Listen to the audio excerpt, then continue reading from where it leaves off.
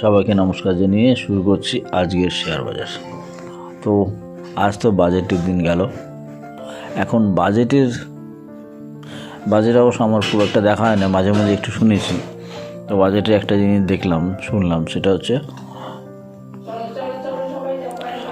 Fiscal deficit, অর্থাৎ যেটা আমাদের ফিসকাল ডেফিসিটটাকে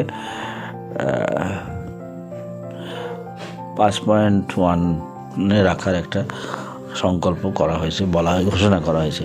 তবে এটা যতটা পারা যায় ফিসকাল ডেফিসিট যেটা হবে সেটাকে ঠিক রাখতে পারলে ভালো। কিন্তু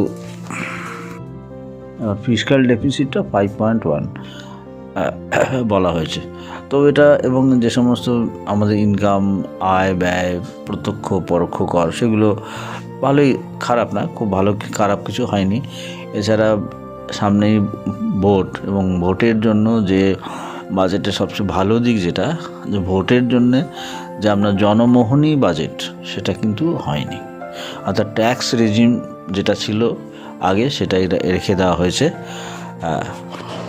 সেই জন্য এই বাজেটটাকে আমি খুব সেরকম জনমোহনী বাজেট হয়নি, অর্থাৎ যেটা মনে হয় দরকার ছিল, খুব প্র্যাকটিক্যাল হওয়া দরকার ছিল, সেরকমই একটা জিনিস হয়েছে। এবং এছাড়া যে সমস্ত সিদ্ধান্তগুলো নেওয়া হয়েছে ভবিষ্যতের জন্য, অর্থাৎ কর্মসংস্থান বাড়ানোর জন্য। এবং আরেকটা কথা বলি, যে এত লক্ষ কাজ হবে এই বছরে, সামনের বছরে,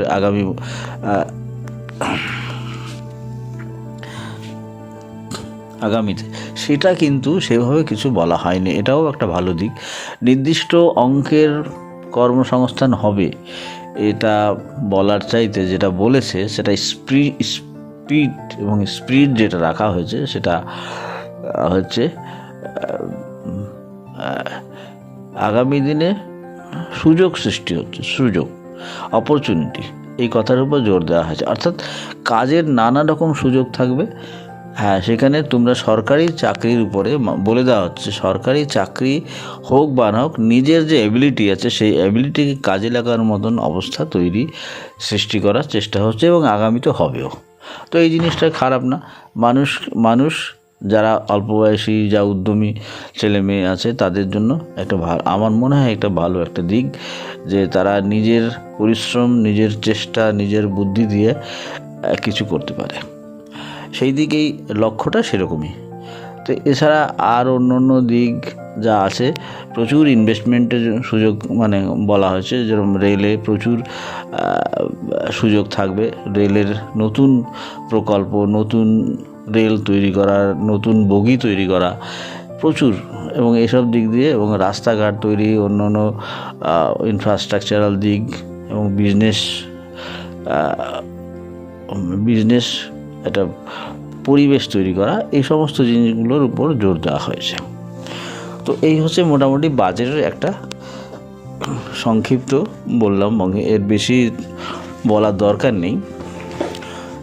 তো এই জন্য আজকে বাজেটে কি ইম্প্যাক্ট হলো সেটা একটু বলার চেষ্টা করি। যে কালকে আমি যেরকম বলেছিলাম, ব্যাংক নিফটি আছে, ব্যাংক এত পর্যন্ত যেতে পারে আমার, সেটা কোন পর্যন্ত 47,000 সামথিং হয়তো যাওয়ার সম্ভাবনা আছে, এরকম একটা কি বলেছিলাম। আজকে আর অতভাবে দেখছি না, যেটা গতকাল বলেছিলাম সেরকমই আজকে নতুন করে, কিন্তু তার একটা সম্ভাবনা দেখতে পাচ্ছি। আজকে একটা লং টেল, এটাকে বলা হয় লং টেল হয়েছে, এবং এটা একটা বলা যেতে পারে হ্যামার, লং টেইলড হ্যামার। অর্থাৎ হ্যামারের যে হাতুড়ির যে হাতল, সেটা অনেক নিচের দিকে নেমে এসছে। তো একটা সম্ভাবনা তৈরি হয়েছে আগামী দিনে উপরে যাবে, সেটা আমরা দেখতে পাচ্ছি। তো যেটা বলেছি ব্যাংক নিফটি, ব্যাংক বাজেট শুনে যে ব্যাংক বিরাট একটা ব্ল্যাক বডি হয়নি, সেরকম কিছু হয়নি, বরঞ্চ উপরের দিকে যাবে তার একটা সম্ভাবনা তৈরি হয়েছে।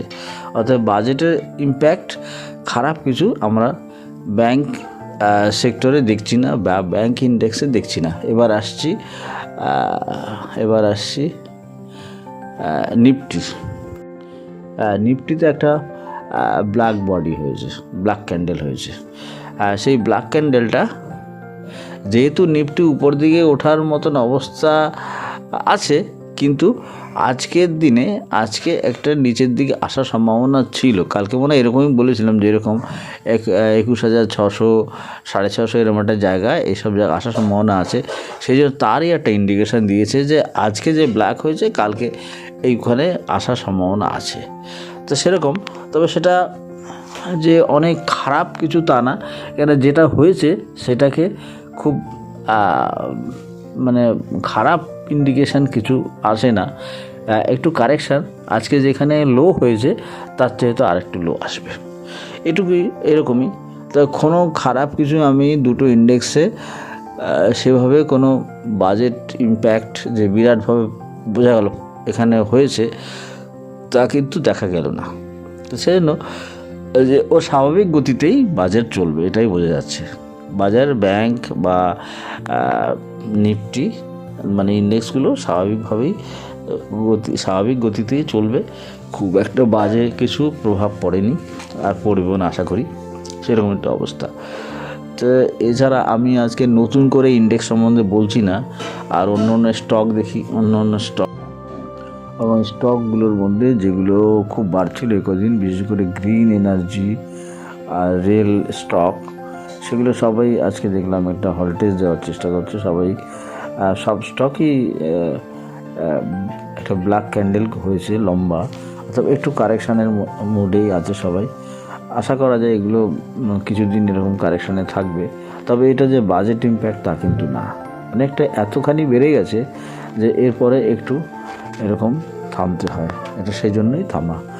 এর মধ্যে কেনা যেহেতু বাজেটে বিশেষ করে রেলের যে খরচের ব্যাপারে যা আজকে যা অ্যানাউন্স করা হয়েছে, এবং গ্রিন এনার্জি এবং যে কোনো এনার্জির ক্ষেত্রে ভারত সরকার আজকে বাজেটে যা বলা হয়েছে তাতে এরা নতুন করে নিচে যাওয়ার বা সেটা খারাপ কিছু না, সেটা বরং আরও স্পেন্ডিং বাড়ানো হয়েছে, তাতে এদের ইনকাম আরও বেশি প্রসারিত হওয়ার সম্ভাবনা তৈরি হয়েছে। সেই জন্য আজকে যেটা হয়েছে এই স্টকগুলো দেখলাম, যেরকম ধরো RVNL, IRFC, ইরকন, IRCTC, রেলের এগুলো, আর এছাড়া অন্য অন্য এনার্জি স্টকের মধ্যে যেগুলো দেখলাম NTPC, Adani green, JSW, Inox, Tata power, সবাই। এবং ছোটো স্টকের মধ্যে যেটা আছে বলেছিলাম, কালকেও বলেছিলাম, সেটা আজকেও সেটা বেড়েছে, ওরিয়েন্ট গ্রিন পাওয়ার, সেটাও অনেকখানি বেড়েছে। তবে যেখানে গেছে সেখানে এরপরে একটু থামার জায়গা এসছে। তো এই সমস্ত কারণের জন্য এই স্টকগুলো কিন্তু অন্য কোনো ইম্প্যাক্ট, খারাপ ইম্প্যাক্ট হয়েছে বাজেটে সেটা না, কেন যা হয়েছে যা ঘোষণা তাতে খারাপ ইম্প্যাক্ট হওয়ার মতন কোনো অবস্থায় হয়নি। এরা টেকনিক্যাল কাউন্ট পূর্ণ করার জন্য একটু এখানে একটু কনসলিডেট করবে, এটা এই ব্যাপার। তো এছাড়া নতুন স্টক মধ্যে যেগুলো আছে, নতুন মানে যেগুলো আমি এর আগে বলেছিলাম, একটা স্টক ছিল বলি, সেটা মনে পড়লো, সেটা হচ্ছে ডাবর। আজকে ডাবর এর মাঝখানে অবশ্য অনেক দিন বলা হয়নি, যেটা হঠাৎ মনে পড়লো, ডাবর অনেক দিন আগে বলেছিলাম, কিন্তু সেটা মাঝে মাঝে উঠছে কিন্তু আবার নিচে নেমে যাচ্ছে। হয়তো যারা কিনেছে তারা কোন জায়গায় বিক্রি করবে সেটা হয়তো বুঝতে পারছে না। তবে আজকে যেটা গেল 74-75, এখানে একটু বিক্রি করে দিলে ভালো হতো, কেননা স্টকটা এমন অবস্থা হয়েছে এখনও একটু কারেকশান মুডেই আছে। তো আবার যদি কোনো দিন 70 টাকা 72 টাকা এর মধ্যে আবার আজকে উঠেছে, হয়তো কালকেও যদি থাকে এরকম চলে যায়, তো 60-65 থেকে 70 এখানে পেলে এখানে একবার বেরিয়ে যেতে হবে, কেননা পরে আবার নিচে পাওয়া যাবে। একটু তাদের জন্যই বলা, যারা আমার আগে বলেছি এবং কিনেছে, আমার কথা শুনে কিনেছে, তাদের জন্যই বলা এটা।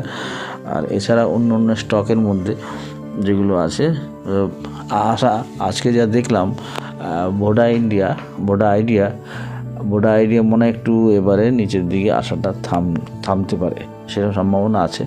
আগামীকাল দেখে বলা যাবে না, আজকে যা হলো শেষের দিকে তাতে মনে হয় ভোডা ইন্ডিয়াটা এরপরে ওঠার জন্য তৈরি হবে। কালকে অবস্থা দেখে পরিষ্কার হয়ে যাবে কিছুটা অন্তত। কাল এবং থেকে আগামী সপ্তাহ 2-1 দিনের মধ্যে এটা ক্লিয়ার হয়ে যাবে যে আরও এরপরে কি উপরে যাবে কি না। কেন অনেকটাই পড়লো। তবে একটা জিনিস আমি দেখলাম, 14 টাকা 25 পয়সা আজকে গেছিলো, 14 টাকা 13 টাকা 95, কিন্তু 14 টাকা 15 পয়সা এরকম মনে হয়, 14-15 পয়সা, 15 পয়সা 20 পয়সা আজকে দাঁড়িয়েছে 14 টাকা 15 পয়সা। তবে এখানে মনে হয় একটা শেষের অবস্থা হয়ে এসছে আজকে, যা দেখে মনে হলো শেষের দিকে, যে এখান থেকে নতুন করে একটা উপরে ওঠার সম্ভাবনা তৈরি হওয়ার সম্ভাবনা আছে। হ্যাঁ, তবে এটা এরপরে আগামীকাল এবং আরও নেক্সট সপ্তাহ আরও 2-1 দিন দেখলে অবশ্যই বোঝা যাবে যে কি অবস্থা হচ্ছে, এখানে উঠবে কি না, আবার এখান থেকে আরও নিচে যাবে, সেটা দেখে বলে দেওয়া যাবে। আর আজকে দেখলাম লুপিন বেশ 1500 টাকা ক্রস করলো।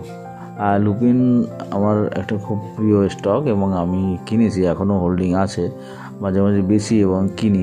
কিন্তু আজকে দেখলাম লুপিন 1500 ক্রস করে, এবং দেখছিলাম যে কিছুদিনের মধ্যে হয়তো লুপিন 1500 টাকা ক্রস করবে, সেরকম দেখে তাই মনে হচ্ছিল। তো আজকে দেখলাম ক্রস করেছে। এটা একটা খুব ভালো খবর যারা লুপিন কিনেছে তাদের জন্য। তবে আমার মনে হয় 1500 টাকা এখান থেকে আরেকটু উপরে যেতে পারে, সেটা 1530-35 এরকম হতে পারে।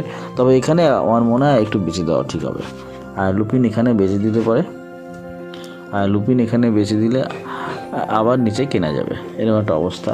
তবে লুপিন আরও উপরে যাবে, লুপিনের সম্ভাবনা আরও অনেক বেশি।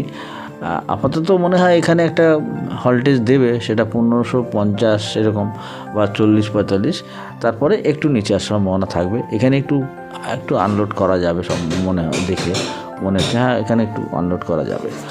তো এই মোটামুটি আজকে এগুলোই এখানেই শেষ করছি। Thank you viewers.